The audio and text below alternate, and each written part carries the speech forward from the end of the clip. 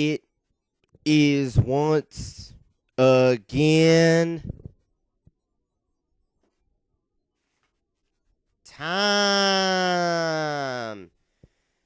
for the third straight week. Raw is once again leaving you scratching your head over the booking decisions. And 2 weeks ago, MTO and I both agreed that Raw was the worst episode all year. But damn it all to hell, guys. If this doesn't come close to it, it surpassed it by light years. Now, the main problem with the episode 2 weeks ago was the fact that there was cringeworthy segment after cringeworthy segment. And this time around, it wasn't so much that the segments were awful. It's just the formatting and the actual booking that went into it is what made you cringe the most. I mean, a match that's supposed to sell your pay-per-view on Sunday. One of the main events with two rising stars blowing off a feud that started with one of the greatest factions in history splitting is just given away on free TV with a clean finish for absolutely no apparent reason. Nikki Bella still hasn't really verbally interacted with AJ or Paige, aside from AJ trying to get her involved in the Divas title feud on SmackDown last week. And then there's the whole Bella's feud where on SmackDown when Brie faced against Paige, Brie saved Nikki from an assault from AJ. Yet tonight, Brie was just dying to get her hands on Nikki.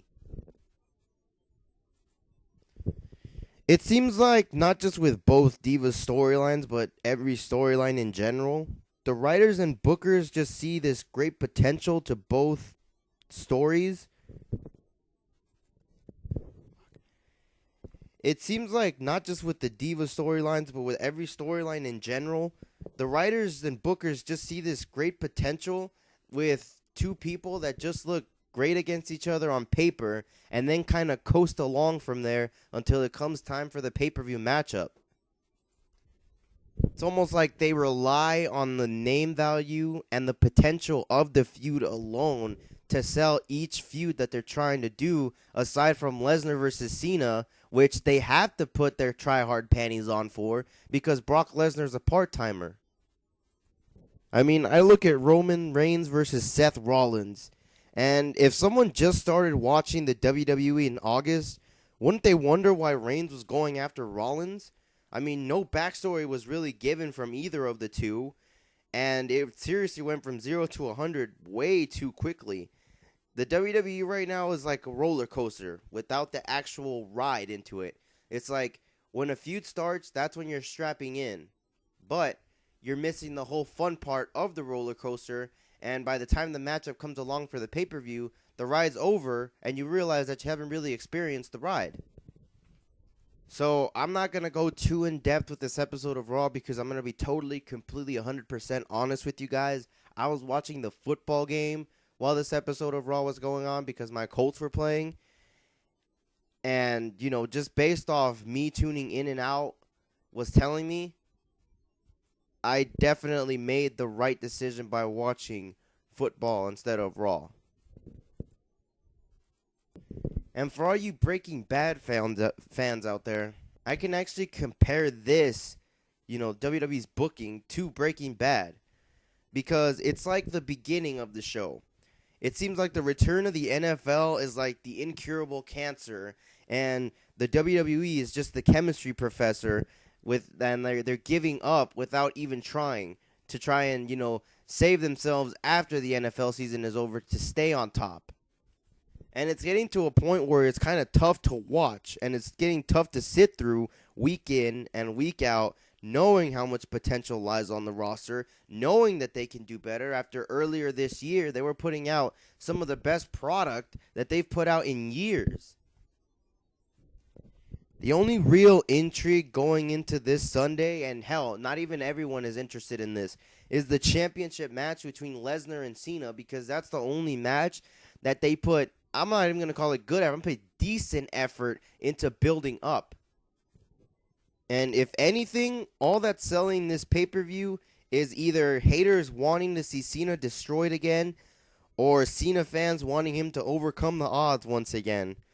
And it's just pretty sad that they're making Rusev versus Mark Henry the second selling point of the show. I mean, if a match that's so clearly and obviously made to build up your young and up and coming heel over the veteran that's so obviously going to put him over, if that is your number 2 selling point for a pay-per-view, I got to ask, guys, how creative did you guys get when you thought up of this match card? How creative did you guys get when you thought up of the build that we're going to actually go into those matches? Because on paper, if you were to miss Raw the last 3 weeks, you would think, holy crap, they built up a hell of a show. But if you did watch Raw the last 3 weeks, you would say, holy crap, how the hell did they build this bad of a show with this card? I mean, it's really hard to believe that this is the make or break pay-per-view that the WWE is building to try and get people who only subscribed for 6 months and wanted to stick around to see if they were going to subscribe another 6 more and, you know, use this pay-per-view as what to do or how to make that decision. I mean, because I was reading reports a few months ago that were saying that Night of Champions was supposed to be this be-all, end-all show because they were going to try and sell people. But now it seems like they're just more relying heavily on just releasing old episodes of Raw and old episodes of SmackDown, old episodes of WCW and stuff like that. When that just tells you how much they have faith in their writers and how much faith they have in their booking team to actually put on a product that would make us more interested in what's going on now than stuff that we already know it happened, 15, 16 years ago. But before I totally sign off here, I just want to go a little more in-depth with the Divas, since that's what we're mostly known for here. The tag team match between AJ and Brie versus Paige and Nikki. And once again, it's like that old record that just won't stop spinning in that one part. It's like that CD that just skips over and over. The Bellas don't really interact with AJ or Paige, aside from Nikki attacking AJ on the outside to get Paige the win. And it's just, I don't really understand what the point of adding Nikki was if you're not even going to build a decent storyline to it. I mean, if this was just to crown her the Divas Championship, then, all praise to the WWE booking team. But for right now, it just seems really questionable as to why they added. I mean, okay, AJ versus Paige 3, that's not going to sell a lot. But adding Nikki to it, considering not a lot of fans are really taking a liking to the Bella feud, it seems kind of questionable that you wouldn't insert her into that feud. But I digress. As for AJ and Paige, just pull the plug on this feud while it's, it's still here. I mean, it's still somewhat salvageable, somewhat less cringeworthy, because seriously, guys, it's seriously like, it's like Wrestling Jesus said a few weeks ago in 10 Reasons what was wrong with the WWE is that they take the exact same thing and just put it on the next show. It's like you're watching the same show over and over. And I think the only reason people would rather watch the WCW on, the WWE network is because at least then you're watching the same thing over and over. You know what to expect. Whereas with Raw, you still have some glimmer of hope that they'll give you a different product. But no, with AJ and Paige, it's the same thing every week. And with Ziggler and Miz, it was the exact same thing as last week.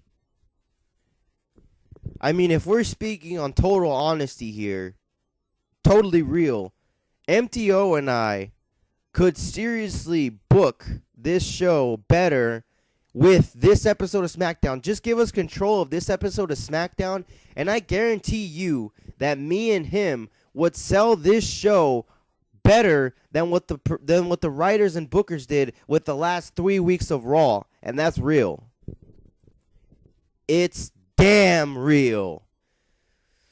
So I guess you could call this a little bit of a rundown, more of a rant, but whatever. That just tells you how bad this episode of Monday Night Raw was. And I gotta say, this is in contention for one of the worst of the year. I don't know if it was worse than 2 weeks ago, because, I mean, 2 weeks ago, it was just really, really, it was like a 3-hour episode of Superstars. So I don't know if it was that bad, but I gotta tell you, it is definitely in that conversation. So, this has been the other guy for the MTOMR reviews. I'm not going to watch Night of Champions, so if I had to give a prediction, I'm only going to give 2 predictions. Divas Championship match. AJ versus Paige versus Nikki. Nikki Bella walks out Divas Championship. John Cena versus Brock Lesnar for the WWE Championship. Brock Lesnar is going to kill John Cena. That way, they have storyline flexibility with John Cena afterward, so they can have him be the veteran who people think is losing his mojo, only to come back and kill a young up-and-comer. So, yeah, so if Brock Lesnar kills John Cena, Lesnar is still the unstoppable heel, and Cena is going to be the wily, savvy veteran that, you know, people think he's starting to lose what he has, and that way he has a storyline to go by after he loses this one. It's a rarity, but when John Cena does lose a story loses a storyline, it usually sets him up for a bigger storyline afterward. A la The Miz he actually won that feud. So yeah, guys, this is basically a rant on how bad Raw has been the past few weeks of the build to Night of Champions has been. Daniel Bryan, if you're hearing this, which I really doubt that you are, but if you are hearing this, bro, you cannot come back fast enough, because the star power that you added just bleeds through every episode of Raw. You can tell so much how much we miss you. So this has been the other guy with the MTOMR reviews saying yada yada yada. Blah, blah, blah. You know what? This doesn't even deserve an outro.